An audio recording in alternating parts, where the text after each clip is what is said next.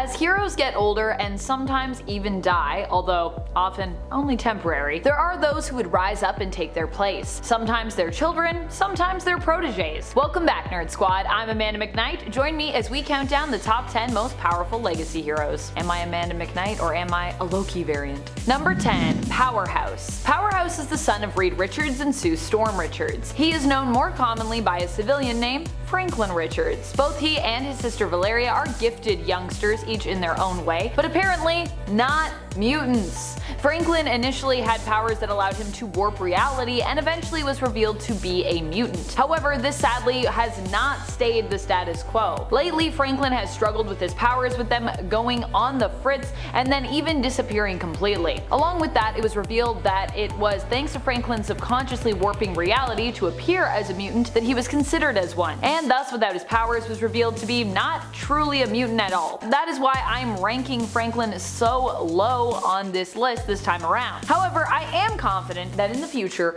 Franklin will both recover his powers and likely be reinstated with his mutant status. So hopefully this change to his character is only temporary and not permanent. However, only time will tell. Number 9. Nightwing. Nightwing is a legacy hero for Batman. Although he doesn't share the same codename currently, Dick Grayson has taken up the cape and cowl of his adoptive father Bruce Wayne's Batman before. When Batman was believed dead, it was Grayson who attempted to fill his father's shoes and for a time did become Batman. While some prefer the idea of Bruce's natural / really test tube son, Damian Wayne, taking up the mantle, others believe Dick, who was Batman's first Robin and is later even adopted by Bruce, is more suited to carry on the Batman legacy. While still only being a super skilled man, Nightwing is one of the most well-rounded Robins to have existed in the comics, which might also be why folks are so interested in seeing Nightwing take up the Batman mantle more permanently, following Bruce's future retirement or actual death. However, you know how it goes. People usually die and then they come back. That's just how it goes. Except now in DC, apparently we're gonna get a reality where there are legacy heroes and they just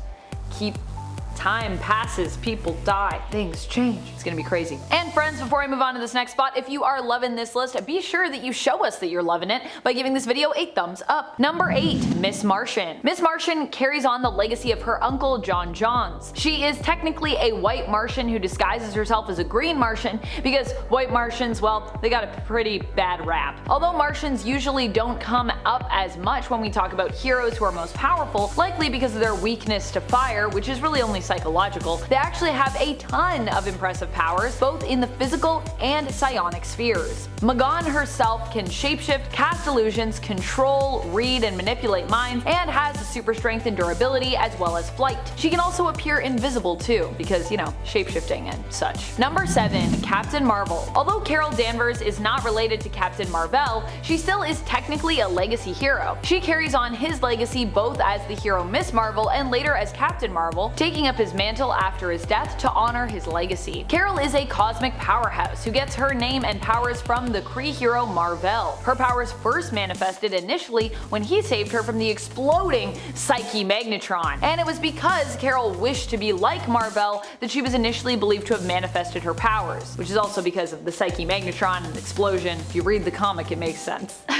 Later on, we'd also learn that she actually shared Mar-Vell's Kree heritage, with her mother being a Kree who lived on Earth disguised as a human. Number 6. Superman. John Kent is the son of Superman and Lois Lane. He carries on the Superman legacy and even takes up the mantle for himself, becoming known simply as Superman. Initially, he and Damian Wayne grew up together at the beginning of the New 52. They weren't fast friends, but would eventually become really good friends. Best friends, if you will. Actually, Superman's John Kent appears to be good friends with many of the Bat family kids, including the adopted son of Bruce Wayne, Dick Grayson, aka Nightwing. Being half Kryptonian, John is immensely powerful due to the yellow sun of Earth. He can fly, has super strength, speed, and invulnerability, among other powers. Number 5. Invincible. Invincible might have a slight edge on Superman, although I think this would be quite a close race between them. Invincible might not appear as impervious as John Kent is, but the fact he has known and overcome great struggles actually might be a mega strength for him, at least in my opinion. And while John may have more powers on paper,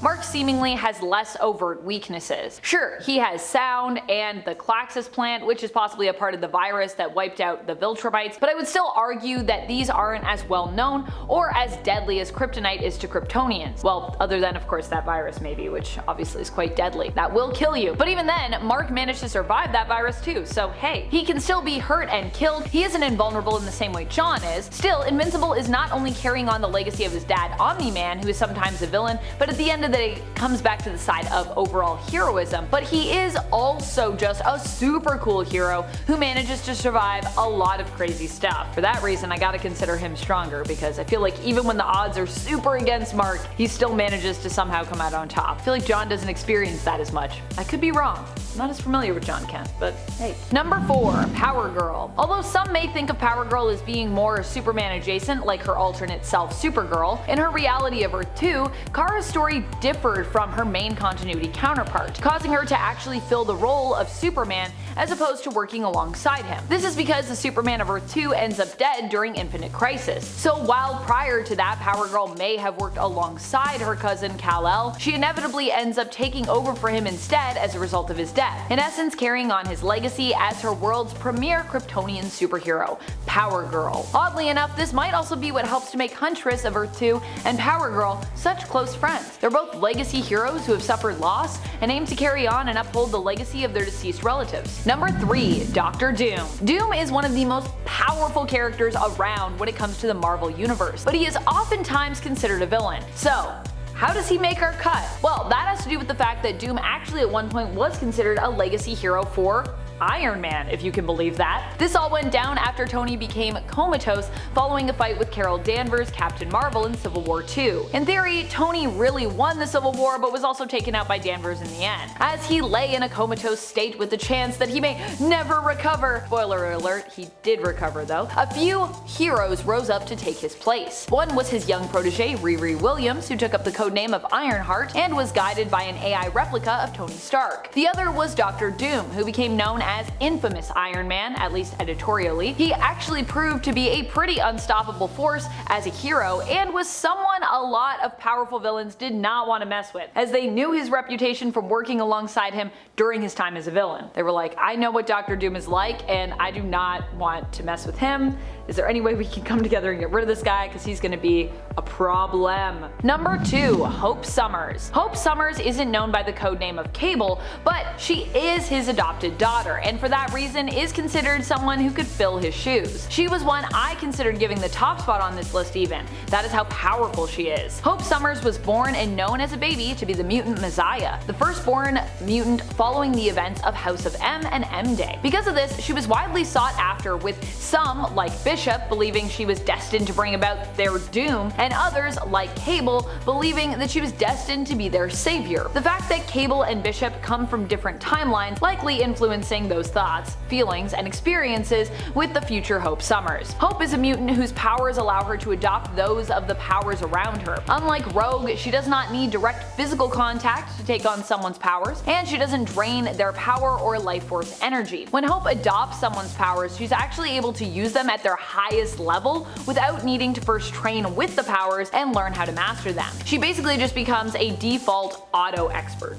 Number 1. The Flash. The Flash is one of the most powerful heroes in comics, and Wally West isn't just a legacy hero carrying the mantle of the Flash following in his uncle Barry Allen's footsteps, but he also happens to be even faster than Barry, which makes him pretty insane when it comes to power levels. Wally West is probably also my favorite Flash, and I love super speed and I think it's insanely powerful and resourceful when it comes to what you can accomplish with it. So of course, I have to pay respect and give Wally West my top spot on this list. While Barry Allen has made a lot of messes that he had to use his powers to get him out of, Wally typically doesn't make a ton of messes, or at least, he doesn't make as many. He just gets things done. Well, of course, minus the tragedy at Sanctuary during Heroes in Crisis anyways, but that was a sad time for Wally West. That was a rough time. We can't blame Wally, okay? He was going through some stuff. Who are your favorite legacy heroes? Which do you think are the most powerful and why? Do you prefer when young heroes take over, or do you like it when the status quo of one person forever working under the same mantle